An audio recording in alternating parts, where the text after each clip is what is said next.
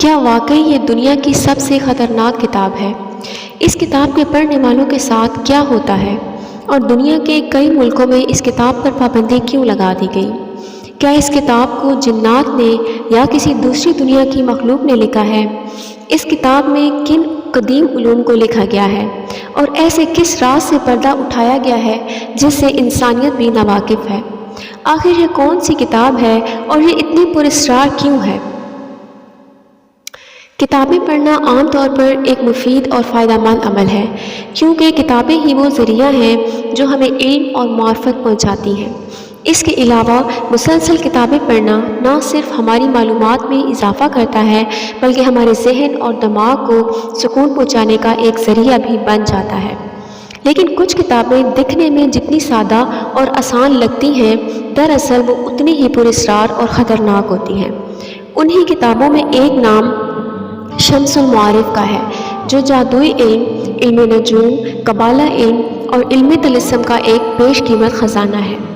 اس کتاب کے متعلق سب سے پراسرار بات یہ ہے کہ اسے لکھنے والا کون ہے، یہ بات اب بھی غیر واضح ہے۔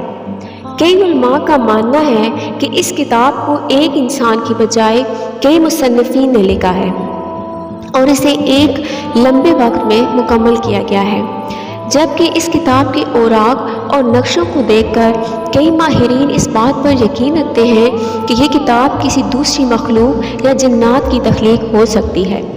اگرچہ کچھ محققین کا ماننا ہے کہ اس کتاب کو مصر کے ایک عالم احمد البونی نے لکھا تھا۔ احمد البونی 520 ہجری میں الجزائر میں پیدا ہوئے تھے۔ البونی کو علم تصوف، طلسم، علم نجوم، عملیات، علم رمل، جعفر اور بہت سارے علوم میں مہارت حاصل تھی۔ البونی اسلامی تاریخ کے ایک ایسے مصنف ہیں جن کے بارے میں بہت ہی کم معلومات ملتی ہیں۔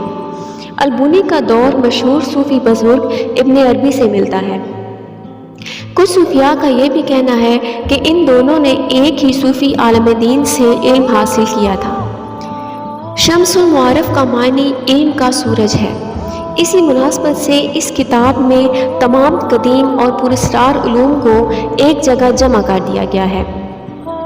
یہ کتاب صرف ایک جادو کی کتاب نہیں بلکہ اس سے کہیں بڑھ کر ہے، جو عام طور پر باطنی اور سفلی علم کو واضح کرنے کے ساتھ ساتھ صوفی حکمت کے راز کھولتی ہے۔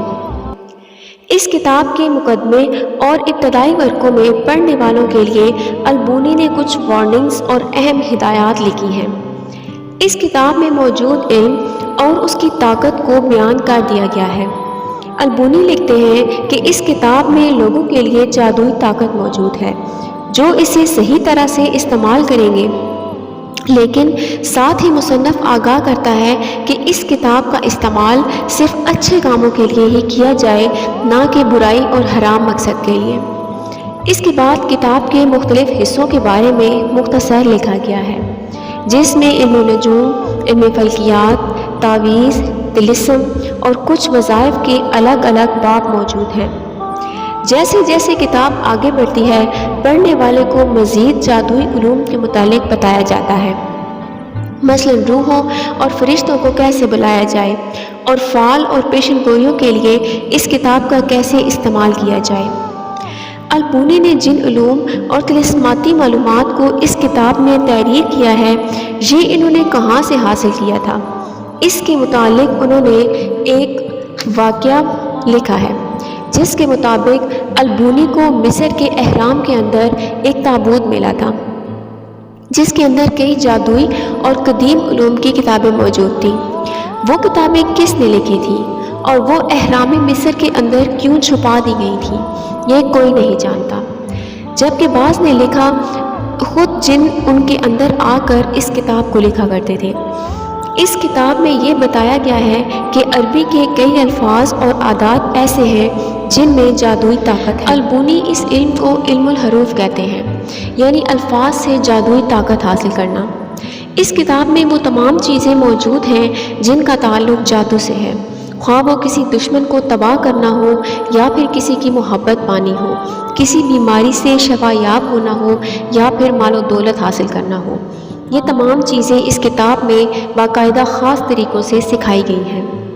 اس کتاب کے ایک خاص حصے میں جنات کے نام بھی بتائے گئے ہیں، ساتھ ہی یہ بھی بتایا گیا ہے کہ وہ کیسے رہتے ہیں، اور اگر انسان کو جن سے شادی کرنی ہو تو اس کا طریقہ کار کیا ہے، اگر کسی جن پر قابو پانا ہو تو وہ کیسے پایا جا سکتا ہے، یہ سب کچھ اس کتاب میں موجود ہے۔ البونی مزید لکھتے ہیں کہ اس کتاب میں لکھے گئے علوم کا استعمال صرف ماہرین، صوفیاء اور روحانی عالم کو ہی کرنی چاہیے، اور یہ عام لوگوں کے لیے بالکل بھی نہیں ہے، کیونکہ ان عملیات میں جان کا خطرہ بھی لاحق ہو سکتا ہے۔ شمس المعارف کے متعلق یہ مشہور تھا کہ جو شخص بھی اس کتاب کو پڑھنے کی کوشش کرتا یا تو وہ پاگل ہو جاتا یا پھر جنات اس پر حاوی ہو جاتے، کیونکہ اس کتاب کے ذریعے جنات کو قابو میں لایا جا سکتا تھا۔ اس لیے جنات اس کتاب کی حفاظت کیا کرتے تھے تاکہ کوئی اس کو پڑھ نہ سکے۔